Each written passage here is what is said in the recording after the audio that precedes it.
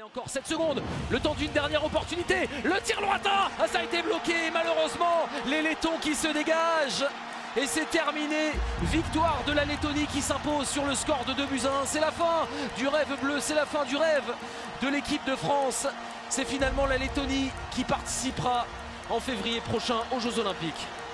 Philippe, bonjour, merci de nous recevoir. On vous a quitté sur une grosse désillusion à Riga contre la Lettonie. Tout d'abord, comment vous allez vous depuis cette rencontre et quel bilan vous faites de ce TQO? On est un petit peu dans la même état. Là, on vous reçoit à Cergy. On a eu des réunions et on en a reparlé dans ces réunions et c'était toujours beaucoup d'émotions fortes qui sont présentes en nous. Il y a pas mal de personnes qui essayent de sortir du positif sur la façon dont on a joué, qu'on n'avait rien à se reprocher, mais il reste qu'on n'est pas qualifié et ça reste une grande frustration pour nous. Contre la Lettonie, sur quel détail il s'est joué ce match selon vous? Vous savez, il y a des événements et notamment quand vous êtes coach, vous essayez un peu de préparer toutes les choses, mais c'est la beauté aussi du sport, il y a l'imprévisible qui arrive et on ne peut pas prévoir un mauvais rebond. Ça, voilà, fait partie des aléas et on a pris un but là-dessus qui fait à la fin la différence. Moi, jusqu'à maintenant, j'ai regardé que la fin du match, les dernières minutes, parce que j'ai les coachs lettons et puis le consultant letton qui a été coach de l'équipe nationale russe pendant des années, qui sont venus me voir et qui ont dit on était sûr que vous alliez revenir et gagner, même pas revenir dans le match, mais gagner. Et donc, j'ai voulu voir un peu ces dernières minutes, comment on les a gérées. Voilà, on était omniprésents, on avait le contrôle du puck. Et les Lettons ont très bien joué défensivement, mais on n'a effectivement pas su trouver l'ouverture pour essayer d'égaliser. Notamment, je pense qu'on peut mieux négocier la dernière supériorité du match. Voilà, c'est un peu ça qu'on aurait pu améliorer, mais on a fait un match plein. Je pense qu'on a fait un match qui... ça fait longtemps que l'équipe de France n'avait pas joué à ce niveau-là. Il y a même des gens qui disent que ça fait depuis 2017. Bon, mais tout ça, c'est bien. À la fois, c'est positif, mais il reste qu'on ne fera pas le jeu pareil.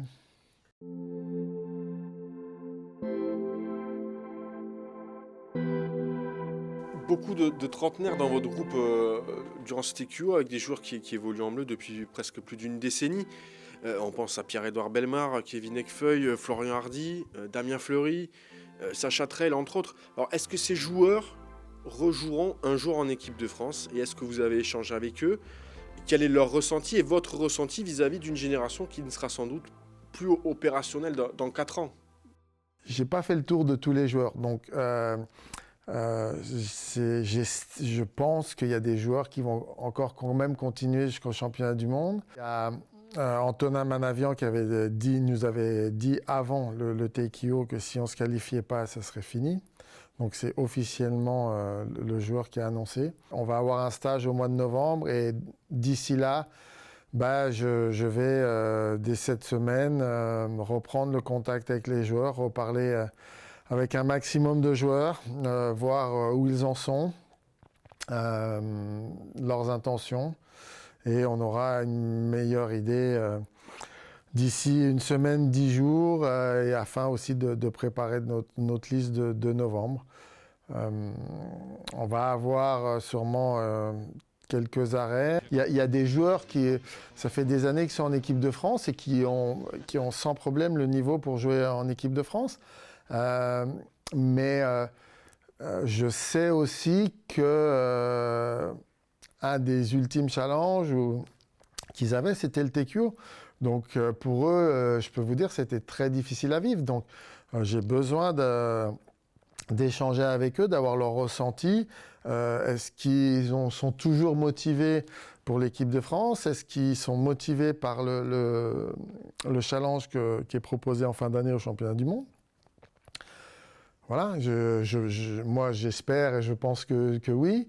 Et puis à partir de là, effectivement, il y aura le résultat du championnat du monde qui sera primordial. Je pense que pour tout le monde à la fédération, ça ne sera pas la même chose si on monte ou on ne monte pas. Et moi, le souhait de tout le monde est de remonter.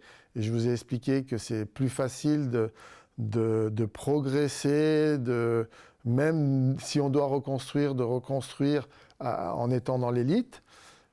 Qu'en dessous. Et peut-être que, vous savez, un peu à l'image de l'équipe de handball en France, masculin, leurs jeunes joueurs qu'ils amènent, ils ont des jeunes joueurs, mais ils sont encadrés. Et moi, je sais que c'est important d'avoir quand même un groupe de joueurs qui encadrent les jeunes, même si on doit reconstruire. Donc voilà, on va discuter là, avant le stage de novembre, on va discuter avec certains joueurs de ces choses-là. Vous avez pensé arrêter à la fin de ce match contre la Lettonie ou pas? Jamais. C'est juste pour moi une frustration, c'est beaucoup d'investissement dans ce groupe. C'est beaucoup d'attachement au maillot français. Donc c'est une grosse frustration de ne pas réussir. Mais dans ma vie, dans ma carrière, j'ai eu beaucoup de coups durs, mais il y a une chose que j'ai jamais faite, c'est abandonner. Donc non, jamais. Suite de notre entretien exceptionnel avec Philippe Bozon, le sélectionneur de l'équipe de France de hockey sur glace. Après être revenu notamment sur le TQO et la non-qualification des Bleus aux Jeux Olympiques, nous avons interrogé l'ancien joueur des Blues de Saint-Louis sur la reconstruction à venir et notamment la place des jeunes au sein du groupe France en vue du prochain championnat du monde qui se disputera en mai 2022. Est-ce que l'équipe de France, elle doit se reconstruire? C'est les discussions qu'on a actuellement. Je pense que ça reste très important de remonter dans l'élite. J'estime que même pour les jeunes joueurs, c'est là où vous apprenez le plus. Et entre guillemets, par moments, c'est même plus facile de se maintenir en élite que de remonter. Même s'il y a un changement des générations, même si on doit reconstruire un groupe, qu'on le fasse avec l'élite mondiale. Le résultat du championnat du monde va être le déclencheur finalement d'une reconstruction totale ou partielle ou intermédiaire, comme vous voulez l'appeler. Alors c'est du 2 au 8 mai 2022, ce Mondial Division 1, le groupe A, vous êtes avec l'Autriche, la Slovénie, la Corée, la Hongrie et la Roumanie. Sur ces équipes que vous avez mentionnées, donc sur tout le groupe, c'est les 2 premiers qui vont remonter. Donc il faut finir dans les 2 premiers. Voilà, tout le monde pense que c'est abordable, mais on a vu par exemple qu'un pays comme la Hongrie, il n'a pas été facile de battre au TQO avec notre équipe quasi au complet. Eux, ils devraient avoir la majorité des joueurs. Ils n'ont pas de joueurs de NHL, par exemple. C'est un pays qui progresse beaucoup et bien ces dernières années. Voilà, on sait que nous, ça va être compliqué. L'Autriche est là, la Slovénie est le pays accueillant, a déjà participé aux Jeux ces dernières années. Ça ne sera pas facile. La plus grosse interrogation pour nous, c'est de savoir quelle équipe on va avoir finalement au championnat du monde. Moi, je peux vous dire que si j'étais aujourd'hui garanti d'avoir la même équipe que j'ai eue au TQO, je serais très confiant pour les championnats du monde. Pour nous, ça va être de garder l'état d'esprit qu'il y a eu au TQO. On a vraiment eu un état d'esprit irréprochable. Donc c'est ce que j'ai dit aux joueurs à la fin. On peut être très déçu, c'est très dur, mais il faut construire sur ce qu'on a construit dans cette préparation, ce TQO, et garder notre identité de jeu. On a aussi progressé là-dedans. On a une vraie différence entre les performances, notre façon de jouer au TQO et avant, où là, on a des joueurs qui jouent, qui ne réfléchissent plus à la façon de jouer, ce qui avait été le cas, par exemple, à Košice. Donc, je pense qu'on est en vraie progression aussi dans ce système. Donc, nous, il faut poursuivre là-dessus. Il faut bien évidemment améliorer ce qu'on peut améliorer, mais dans la continuité. Concernant les plus jeunes, quel va être votre rôle, vous, vis-à-vis de cette jeune génération? On sait que l'avenir leur appartient, mais on sait aussi que certains, comme Alexandre Texier, il a sa carrière en NHL et il ne sera pas disponible tout le temps.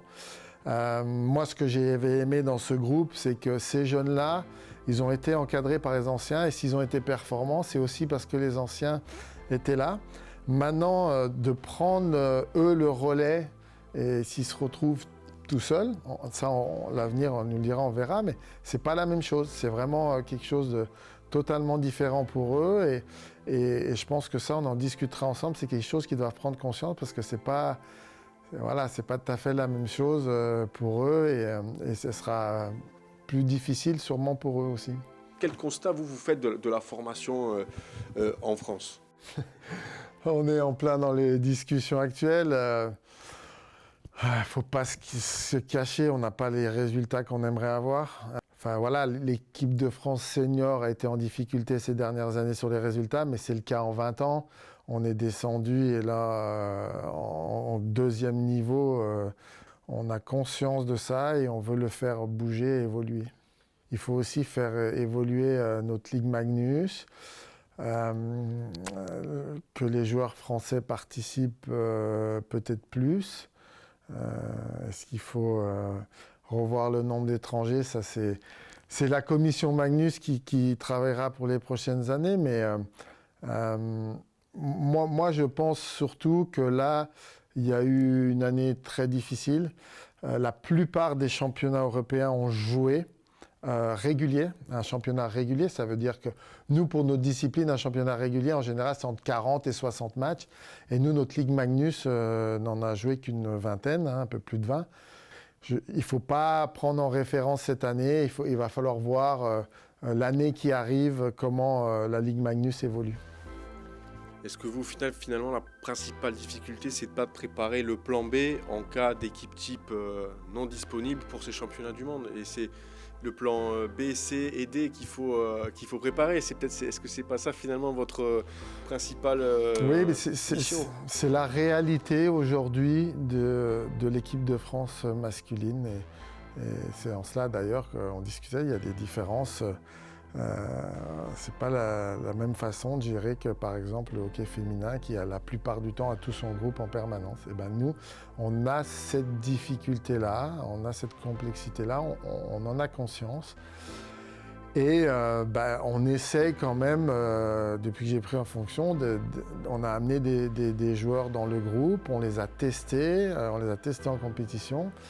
Et ça nous permet aussi d'avoir des informations, de les intégrer, et puis pas au jour J ou si le joueur qui ne vient pas, on appelle un gars qui n'a pas eu de vécu dans le groupe. Donc on pense à tout ça pendant l'année et on essaye de préparer en amont.